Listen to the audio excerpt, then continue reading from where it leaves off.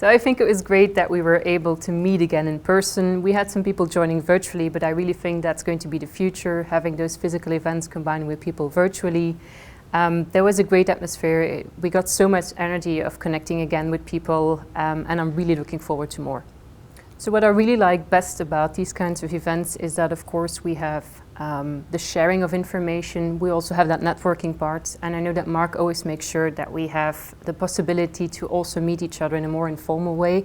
We had the brewery event, we have the gala dinner, just great opportunities to connect and to exchange ideas and thoughts.